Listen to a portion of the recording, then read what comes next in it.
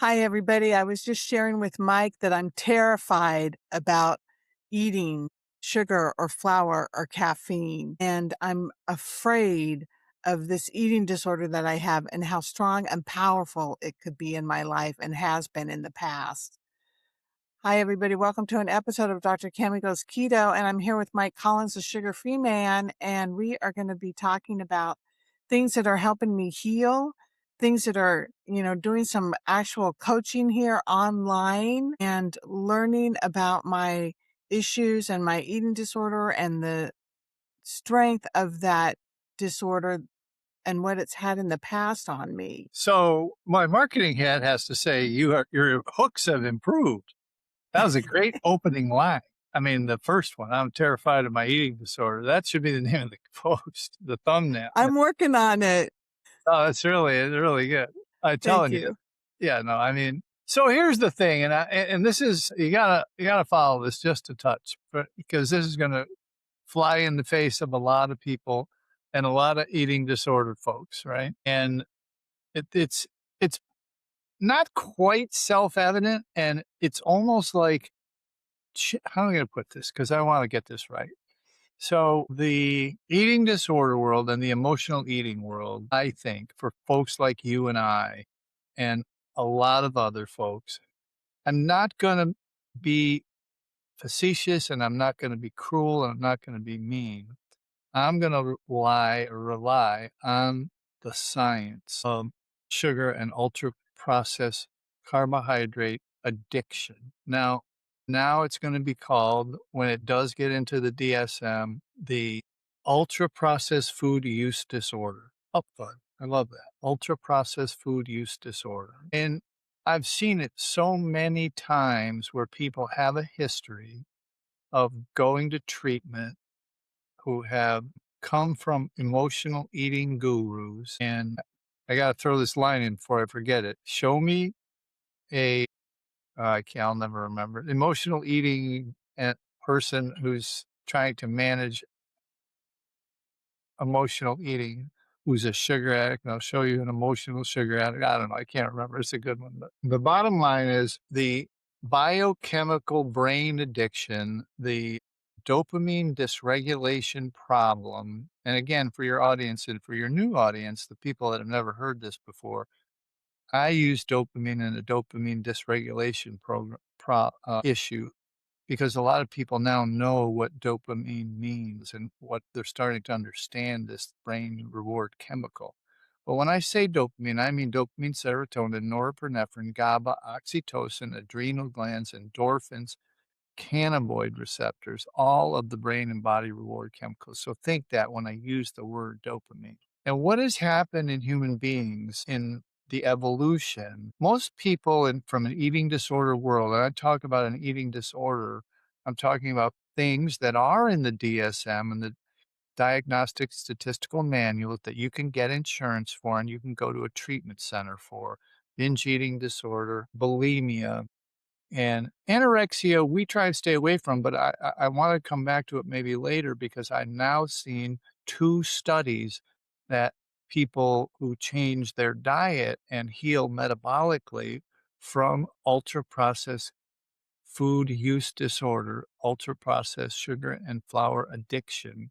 They heal from that. They are, they have efficacy and results of people with anorexia. But absolutely, after 60,000 detoxes and seeing tens of thousands of people with the coaches through the 27 coaches on No Sugar Nation, I have Yeah. seen that people who have a history of quote unquote eating disorders, if they can capture, that's a good word actually, they can maintain their abstinence from sugar and flour for a long enough period of time, their eating disorder goes into remission. And I hope I said that correctly because I think it's a sea change. And there's a lot of studies I can point to that are now studying this deeply, this exact thing that I just said. And I really want people to understand that this is possible, that if you start to understand, it was organically, and what's that right word? That causation and correlation. In the history, and I can go back on this, it's a secondary topic, but in the 12-step world started with OA, where you name your own abstinence. And unless you were lucky enough to fall into a group that understands this, there had to be 4 spinouts from OA that did name an abstinence of flour and sugar. The Gray Sheeters, CEA How, Food Addicts Anonymous, and Food Addicts in Recovery Anonymous, which sounds the same, but there's 2 of them. They said no flour, no sugar. That's part of the program. And I saw people and still see people suffer in OA for many, many years unless you, the gray sheeters was just a gray sheet of paper that was passed around at OA meetings, and then that had named an abstinence, no flour, no sugar, and that spun out to an actual full 12-step group. But now that's anecdotal, and they still exist, and they're very good if you're in a large metropolitan area. But at the end of the day, the scientists now that are studying this, and they're studying the brain reward chemicals, are starting to prove why this is possible. I mean, it was just published yesterday on CNN. This comes out every single day, and there's a new organization. I'll get you some links so you can give to your audiences, but about this ultra processed food use disorder that is coming out in the world. And so, not that I don't like the term eating disorder, and not that I don't think it's gonna I do wanna specify one thing. One of the main things in an eating disorder recovery is called weighing and measuring. And weighing and measuring is something you have to theoretically in all those groups that I mentioned, they do weigh and measure. But we found that over 80% of people, if they can get the abstinence from flour and sugar, they don't have what's called a volume addiction. And that volume addiction is from stretching your stomach receptors, just eating like at a buffet or a wedding or something, and eating too much food, which will 20% of people solidly seem to have to do that for a time, but they still have to maintain their flour and sugar abstinence along with this weighing and measuring their food and their meals and stuff. But I don't know. I'm not denigrating the term eating disorder, but I think it's more important that we talk and have you focus on your abstinence, focus on, even if your ass falls off, this is the saying in 12 steps, like you don't use flour and sugar, right? And I think it's a unique history, and we're at a unique place in history as this science evolves around brain reward chemicals. I think you can remember back to your new training from the Low Carb Institute there or whatever, Rob Syrie, the carb Mhm. doctor. There's so many people now, and I'll get you that CNN article. Ashley Gerhardt, who's probably leading the world in getting this ultra processed food use disorder into the DSM, the Diagnostic Statistical Manual, is interviewed in that article. Came out literally yesterday. Is it yesterday? Oh, I guess it was a few days ago, but it was Was early it June. CNN? CNN article. Yeah, I can give it to you right now in the chat. But it's just, does this thing have a chat? I don't even know if it It does. does have a chat, but I'm not sure how to get stuff out of it. It has a chat on the Well, if you're on a right-hand regular side. computer, you can hit it, and Just then copy it?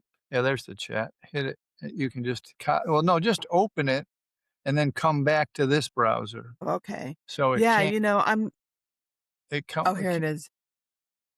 it came out. Oh yeah, June 17th. Today's the 18th. So yeah, came out yesterday. But yeah, I mean, I didn't mean, I wanted to get that on record, that diatribe that I just went through. I really believe this now. And the evidence and the science compiles daily about this. And it's really kind of, I don't, and I don't have an MD after my name. I don't have a PhD after my name, but I got 41 years of working with addicts, and a decade and full time, 7 or 8 years working with sugar addicts. And ultra processed and interviewing 400 of the world's leading experts about this. And this evolution is real. This brain science is real. This advent of metabolic psychiatry is real. And I want your folks to this idea that when you go to a treatment center for what they have now, what is deemed an eating disorder, if you cannot use a little bit of flour and sugar, now you're way past this, Cam. I know you are. But if they can't use a little bit of flour and sugar, then they're not well. Literally, they don't graduate. They're not complete with their treatment. And the same thing goes in the emotional eating world, where there's a lot of gurus and a lot of books that says you should intuitively know when your body would be okay with having some sugar. And that's like saying to an alcoholic that they can have a beer on Fridays, that it's just beer, it's not whiskey or whatever. And so it's starting now. Somebody's got to talk about this. And I actually think somebody without a PhD and an MD, because they have a lot of rules they have to follow to keep their license, to provide double blind studies or whatever. But this is what I call pattern recognition at scale, what we're doing here, with No Sugar Nation. And I don't want you to suffer for this. You know what I mean? I want you to move beyond this old stigma of eating disorder. Does that make sense? Yeah, well, the whole thing is really interesting to talk about because I'm learning so much about the science behind it Right, and becoming, a metabolic health practitioner. We right. had beautiful lectures by Rob Siwas and thank you so much for so eloquently describing and laying it out for us in this video, the UPFUD and the definition of it and where it's going. Because I went to inpatient eating disorder for an Okay, eating disorder and I right, paid 5 figures to get in there and to learn how to make all foods fit right. is what they taught That's the me. line. Yeah, yeah.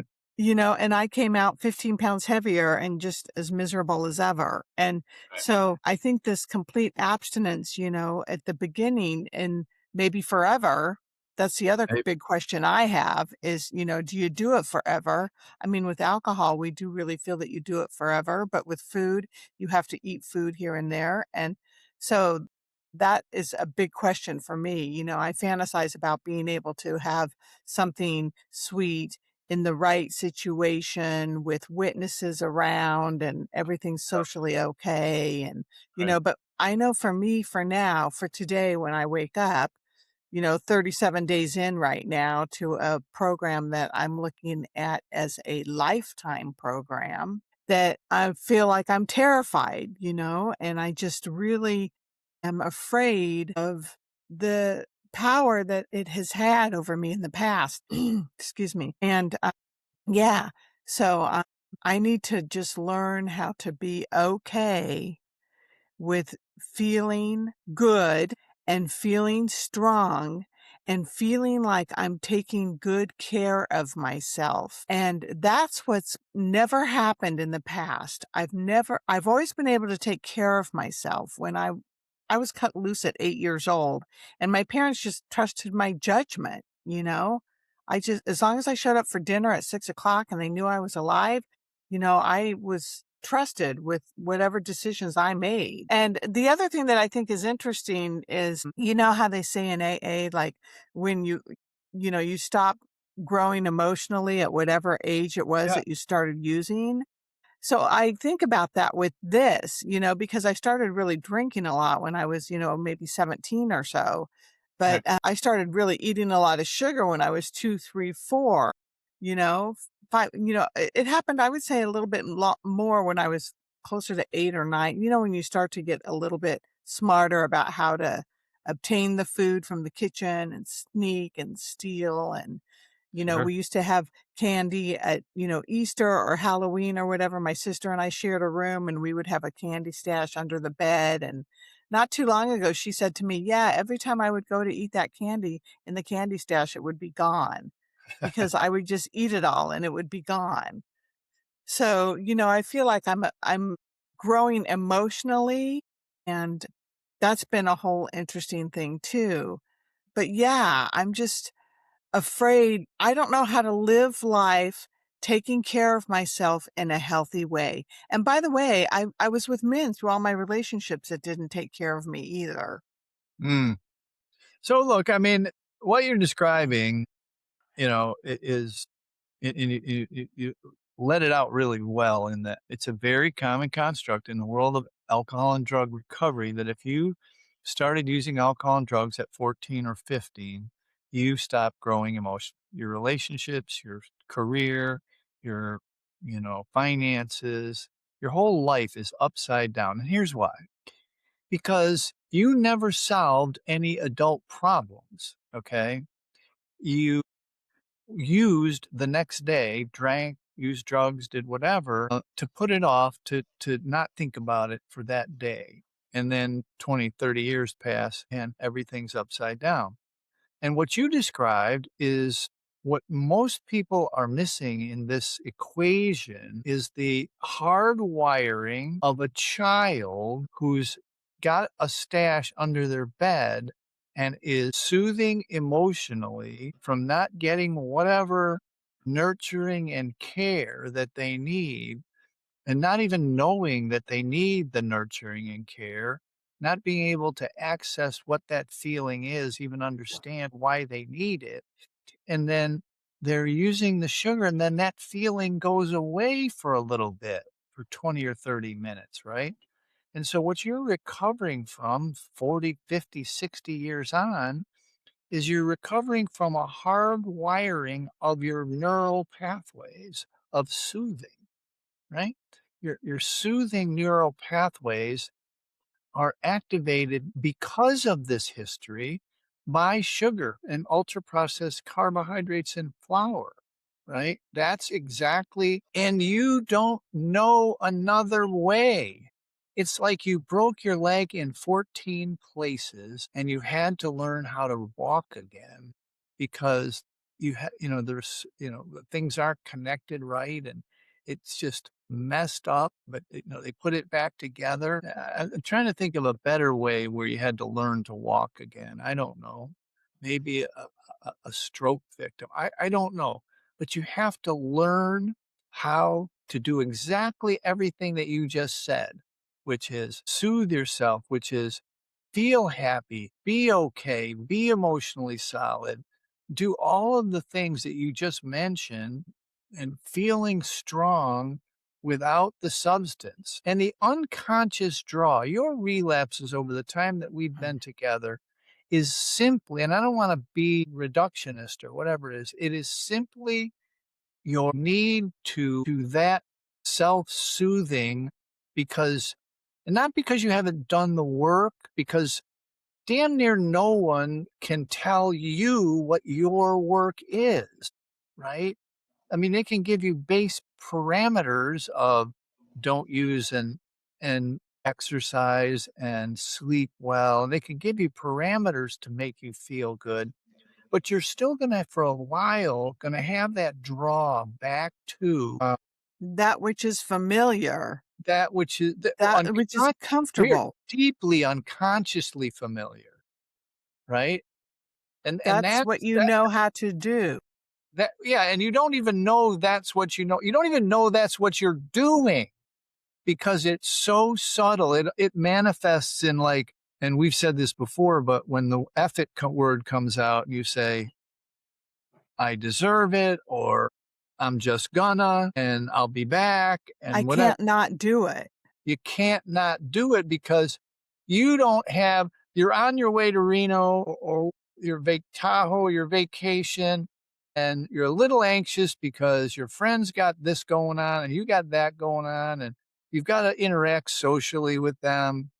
And you're just like, I can't get out on the highway and do 20 push ups. I can't, you know, do something, go take a sauna or I'll get a massage.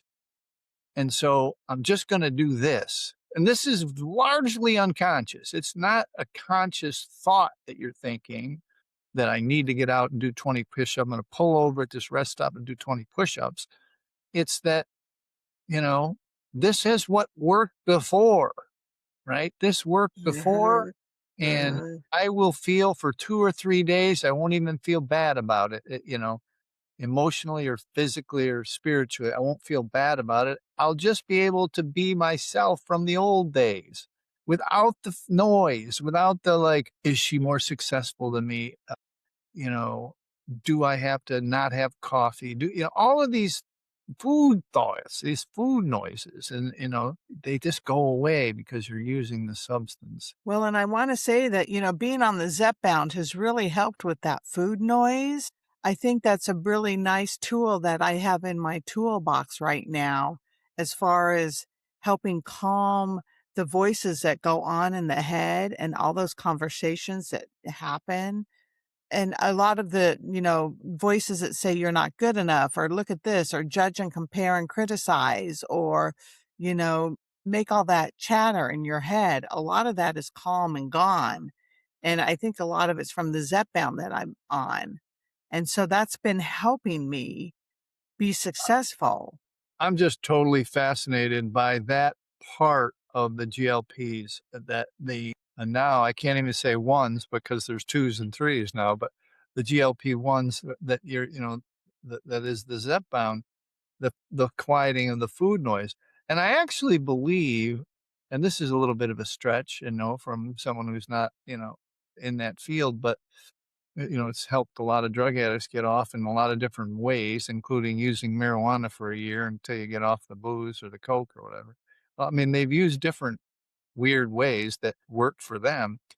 In that you're coming off of the Cymbalta and the SSRIs, I think that was another soothing method, a substance-based soothing method.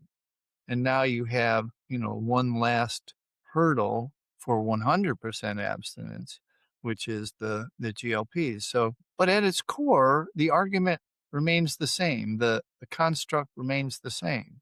The addiction remains the same, which is an addiction to soothing via substances versus, the strength and beauty of your own brain and your own body to soothe yourself through just the everyday stresses and strains of life, you know? And you have a lot of things, death of some children, and you have a lot of things that you may not have closure on that could still be lurking. But even just everyday life, now you've got an opportunity to that would be a crude statement, but to do it without anything, with just quality food, water, exercise, sleep, sun, you know, that that way. And you can do it. You are doing it. And everyone has to hear that. They have to understand that this is not this or that. This is substituting.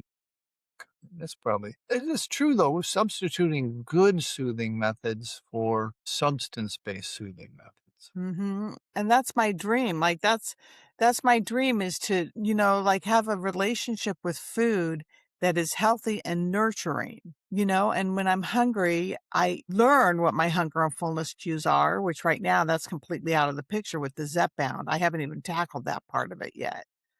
But I'm learning, I would learn what my hunger and fullness cues are. And then when I'm hungry, I would eat healthy food and nourish. Yeah. Yeah, I mean, I think it's like, you have to one of the things I agree with you on, and I'm getting stronger on this. Actually, I think, don't tell anyone yet, but we may have a metabolic psychiatry summit coming up, is that the brain repair stuff, the soothing repair stuff, the neural pathway stuff needs to happen both in tandem with abstinence and working on this emotional stuff. But some people need more actual repair up there, you know what I mean?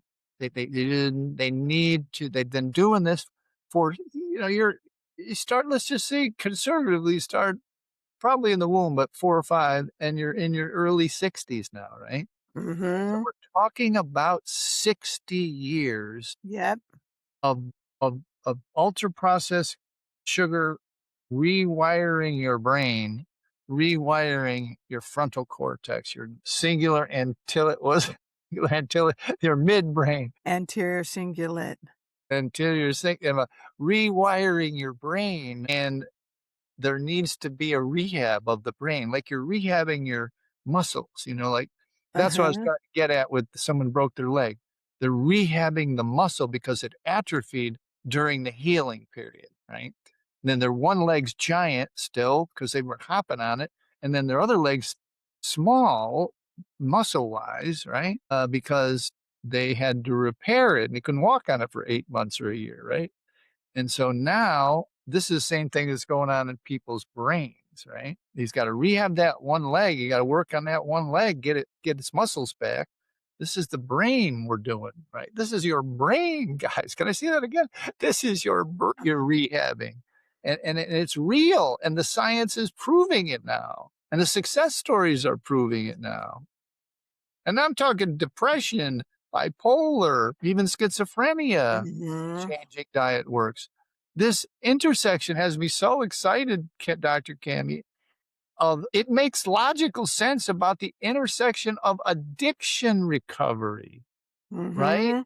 So addiction recovery is metabolic brain recovery, right? I mean, this is logic here. I mean, I don't want to say it's logic. I think that the efficacy of the spiritual track of 12 step and emotional eating. There's parts of this that need to be coming into play, but the bottom line is that there needs to be this rehab change process driven by whole foods and not decimated and taken in the wrong direction by ultra processed carbs and sugar. Exactly. Exactly. And the one thing that I think is so interesting going through it is that, like, I'm learning how to listen to my intuition. Right. And so one of the things that I did was after I finished this metabolic health practitioner certification, which was just recently, I decided that over the summer, I'm not going to get involved with that because I thought, oh, well, let me start going, find an office and maybe do a little internship and Yeah. start getting my feet wet with actually helping people get metabolically healthier. And then I thought, no, I think I need to work on myself a little bit more. So let's just kind of take the summer off. We talked about this in our last video. I'm just going to chillax and take the summer off. And then now what's going on is that I'm feeling really bored and Mm, I'm feeling an like, addict's first trend there. because I am a good human doing. And I know that I need to learn more about being a human being. And so I sit around and think, oh, I should be doing this. Oh, I should be doing that. And instead, I take a nap or I take a bath or I do some journaling or I do a little bit more meditation or I go and practice my clarinet. And yesterday, I took a harmonica lesson. It was really Right. fun, and I'm doing these things to love and soothe myself in healthy ways and to learn how to take good care of myself, which I've No, never really done. I love it. So let's talk about the recovery from human doing. Okay. A lot of times we haven't really talked much in this, you and I conversing, and I've talked about a little with other groups in our community, but of process addictions. Okay. Doing is a process addiction. Okay. It keeps your mind off of you and how you're actually feeling. The most common one, there's two common ones, is gambling and workaholism, right? Yours would be closer to workaholism, right?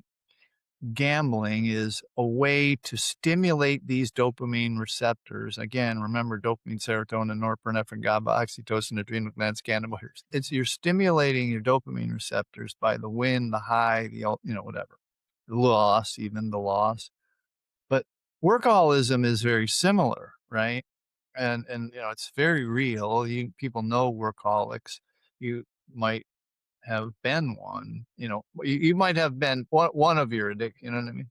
And so you have to realize that one of the feelings when you stop is boredom, right? It's like you're like, like, or moreover, it's not so much even the boredom; it's the beginning of the bubbling up of you, how you're feeling, how your body's feeling, how you're, what you're thinking is, it might be negative, you know what I mean? And so you gotta kinda put that into the equation.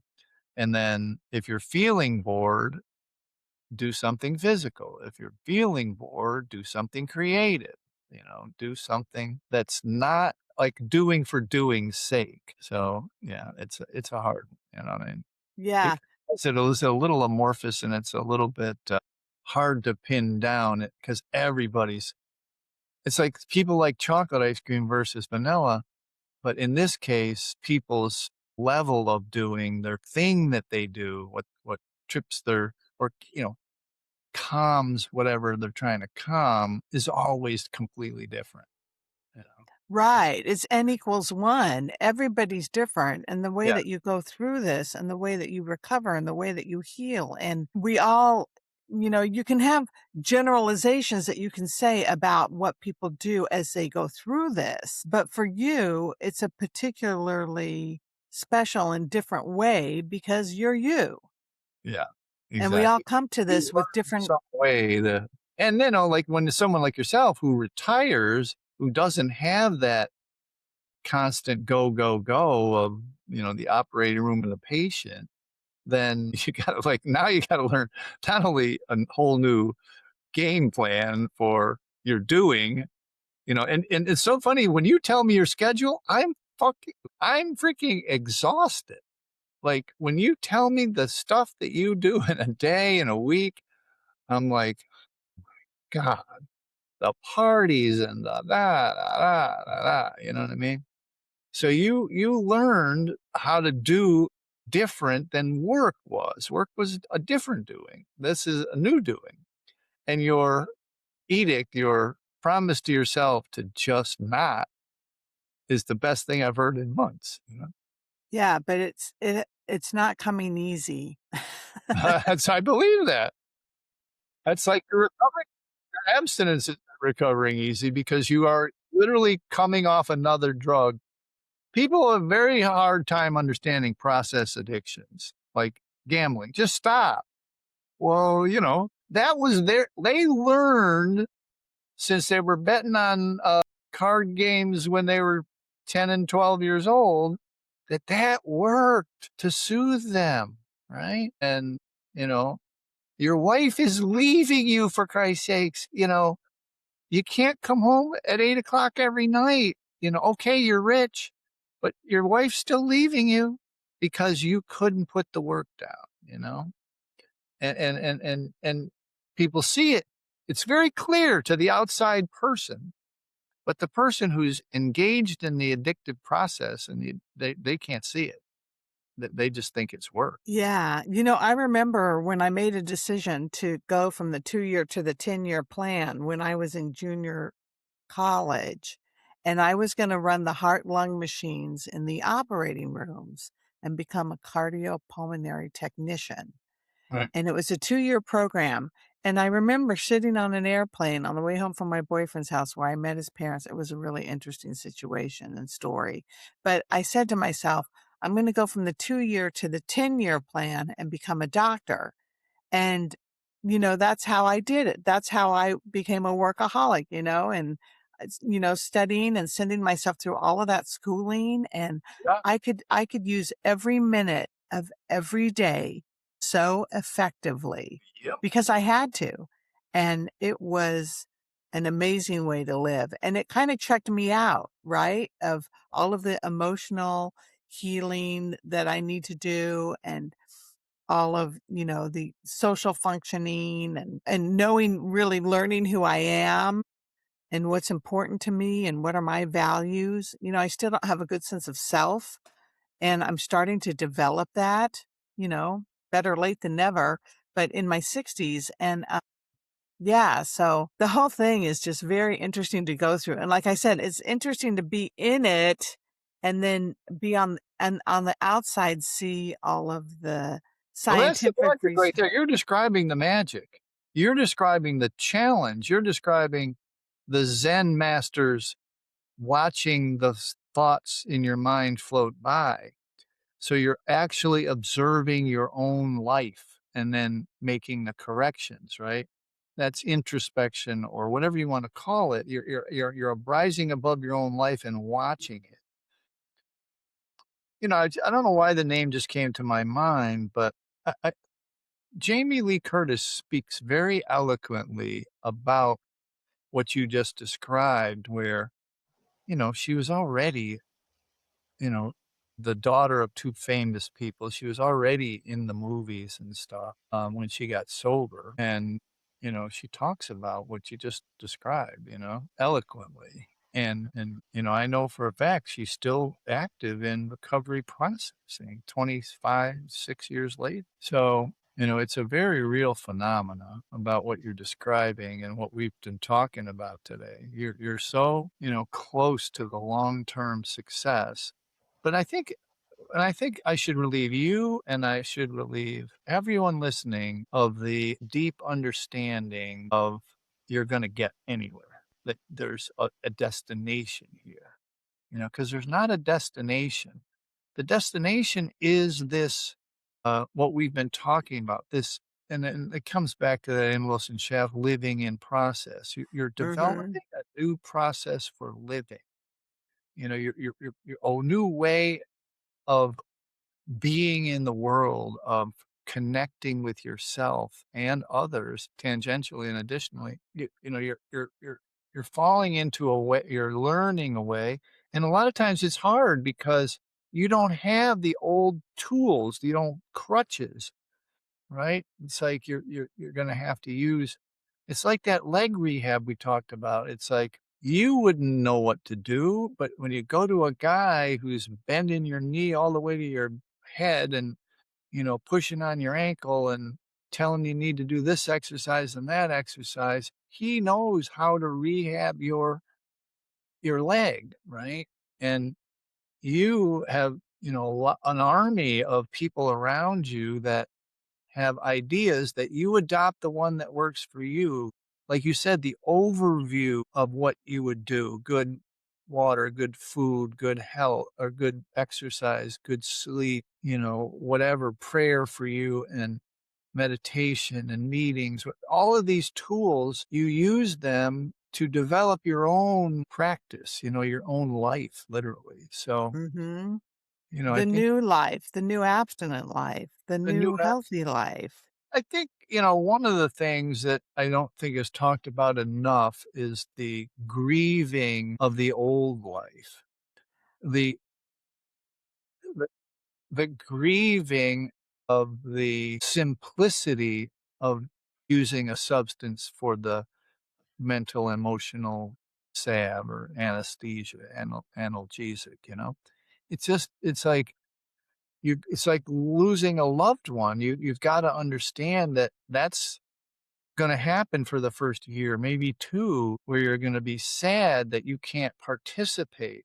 But I can promise you from the bottom of my heart, that will turn to being so happy that you're not one of the folks that uses that process, that substance-based process anymore, or possibly that, like, the doing process. You're not using the doing Mhm. process anymore. Mhm. You moved away from these. Look, I think the thing people miss is that these solutions worked for people as they got older and as they were children, or and in their they were just didn't know. You didn't know what you didn't know. And they Yeah. worked, and they Yeah. soothed you, and they got you through. But Totally. Lots of things. I was very successful with what I got through. yeah, yeah. It was a But great now human doing. it turned on you physically, emotionally, spiritually. It doesn't work. That process doesn't work anymore. It's like when your leg is rehabbed, it's like you don't need to go have the guy bend it up towards your shoulders. You don't have to have him do this weight and that weight. You're rehabbed, and it works unconsciously just like it used to, you know? Yeah. Yeah. Well, yeah, I'm in the middle of the healing process and I can feel that going on. And, when you brought up the word grieving, it made me kind of want to cry a little bit. And I think that that's where I think the boredom is maybe hiding some of the grieving. There's a good one. Yeah, There's because awareness. there's a lot of grieving to do. I mean, not only grieving of losing the process that you knew and loved, right? Of Yeah. eating these ultra processed foods when my son Brandon passed away, but the grieving of losing my 2 sons, that grieving too. I know I put a lot of that on the shelf when Brandon passed because I had so much to do. Mhm.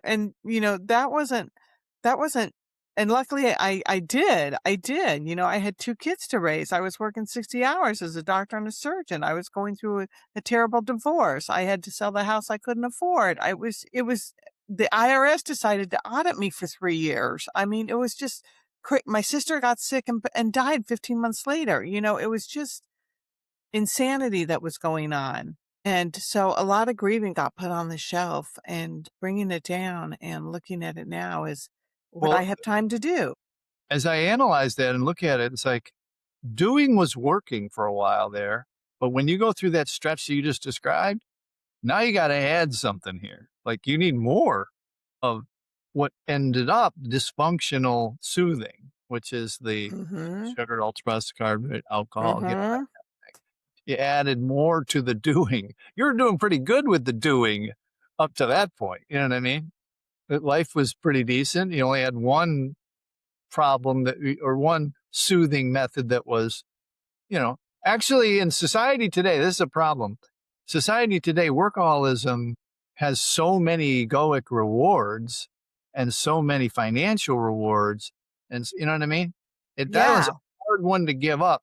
But when you go through what you went through, what you're describing, and then you have to add more alcohol and more sugar and flour, it's like because the doing is not enough to maintain, Yeah. right? It's Yeah, not and I was sober by then too. When Brandon died, I was sober for 5 years. And right. so the alcohol didn't even come into play, so the food just doubled up. There you go. Yeah, yeah, yeah. That makes sense. Ton of sense, actually. This is when I do a proper intake and, you can literally graph it. You can see it. You can see it on the weight chart, like how much they weighed at this specific time, what was going on in their life. You can see what you're describing, that life, that arc of your life, right? From childhood, you can see the weight on one axis and the drugs and alcohol on the axis and the food and the time on one you know what I mean? It's like you can see Mhm. the life of when this thing ramped, when this thing got worse, when it got, you know, and this is the science is getting very clear now. Then we'll come all the way full circle to the beginning of this discussion, which is that this is a recovery process from ultra processed food use disorder. And it has nuances, but in general, its beginning, its core, we talked about the overviews and the frameworks, is abstinence. Because Mhm. when you stop it, it's like it regresses to the beginning when you never even had any time, you know? It's like you're opening the wound or going out and breaking that leg again. You know what I mean? It's like you got to go back to rehab because that was a fragile recovery, yet it wasn't all muscles built up. You know what I'm saying? It's like Yeah. I think this leg thing is kind of working out as an analogy a little bit. And I don't want to decimate it or, destroy it, but No, I like it. It's good. And so, I'm kind of like at the beginning, it almost feels like, of emotional rehab that, there you go. I like that word. I like that thought because you have to get abstinent before you can get because you your don't know what's going to come. That's what I yeah, kind of tell people. You don't know, and I don't know what's going to come. You don't know what you've been not dealing with. exactly. And the physicalness, the biochemical part of the addiction to the sugar and the flour has to get out of the system, and that's been a bear for me to get out. I've really gone 90 days, gone 51 days, gone 37 days now. And I remember in the past, I was binging every 2 to 3 weeks. Right. I was on these binges every 2 to 3 weeks. I couldn't hold it together for more than 2 or 3 weeks But look without a at the big grace of it all. binge. You got to look at the grace of it all. Those 2 to 3 weeks, those again and again and again, you healed up a little. You didn't walk on the leg. You laid down, you're not an athlete who needed to get back and got back on the field too early. You took the time to heal, and it kept little bits and little bits, you know what I mean? And now you have a better foundation to build on. You can't think of those as failures. Those were parts of the success story. Right. That's just part of my journey and Yeah, part of my process. And nobody knows what their journey's going to be. But right. you have to keep learning and you have to keep working to grow personally and you have to keep trying and you have to, you look at your failures as feedback and you go back and you say, what did I learn from this? What did I what how can I do it better next time? That Yeah, it's an interesting journey, that's for sure. I'm so glad you're on it with me, Mike. I'm so grateful for these discussions that we have. well, and right back at you because, honestly, like I said, I don't have an MD and I don't have a PhD behind my name, but 41 years of working with addicts, I'm able to really, I'm a severe introvert and I'm able to finally openly discuss the things that we've done in private as we've built this thing, and we've built this thing to help people. And it's your acceptance of some of this. And it truly is a collaboration, you know what I mean? Because you're allowing me through your ability to listen. Okay. This is a listener, and I consider myself one, can spot another listener. Right. And a lot of times when I'm kind of getting this message out, I know the person is not really listening to me. I can tell, but I can tell genuinely, it's like I forget that other people are going to listen to this. You know what I mean? For some reason, you lull me into, I don't know, I don't think about the audience ever when we talk. You know what I mean? When we do these recordings. And I hope one day that they will help, lots of people.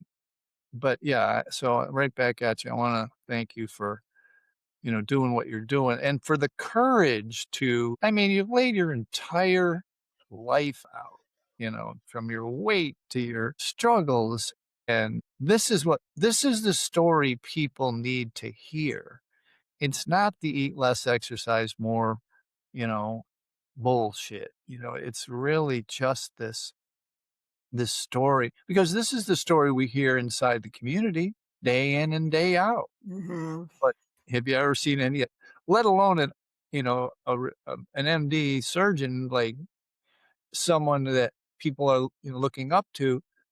Have you ever heard, rarely see this where someone is telling this depth of their story? They tell parts of it. Oh, I lost weight, but they don't tell, and they don't live.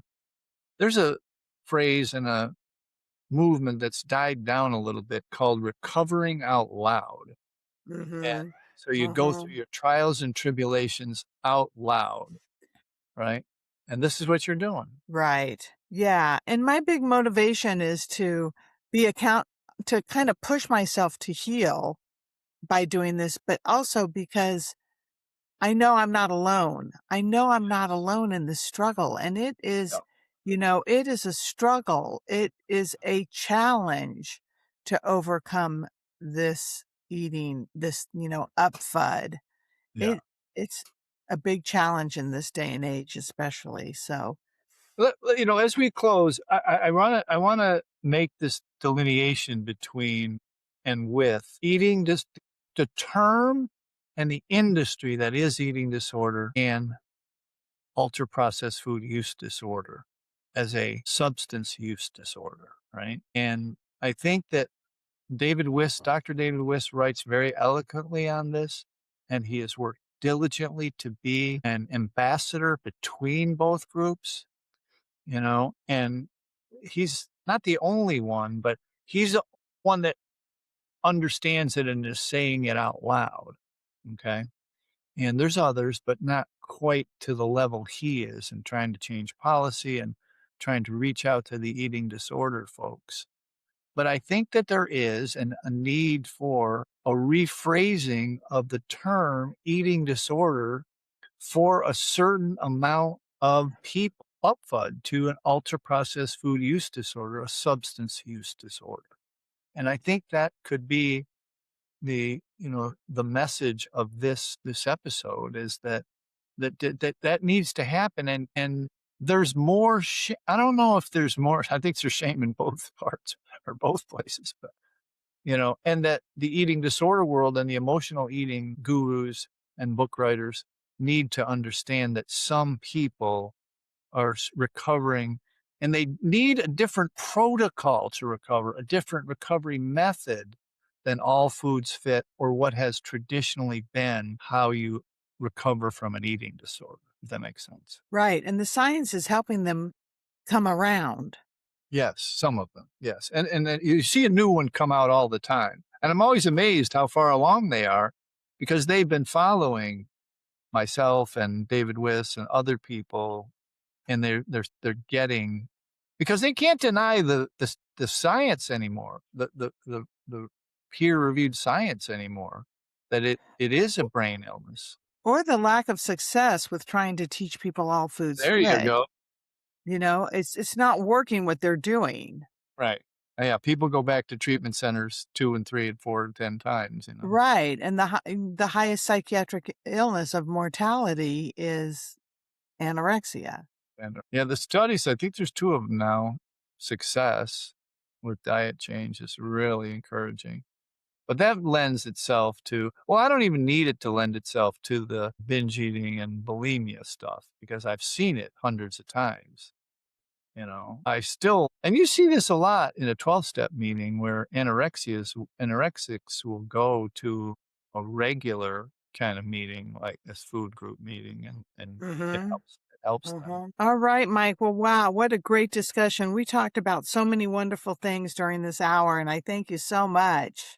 Thank you. I don't want to say I practice on articulating this message with you, but it's true. I mean, I want to make sure that this message is refined. So if someone ever gives me a better opportunity to spread the message, that I don't stumble over my words, Well, you or do that a I have, fabulous job, and this is a great community to be discussing it in.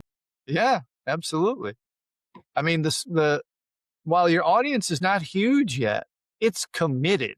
Every video has a X amount of watchers, and it's that 100, 200, 300 people that we're branching this out to, you know what I mean? Right. Yeah. All right, everybody. Take care. We'll see you next time. See ya. Thanks, Mike. Yeah. Bye.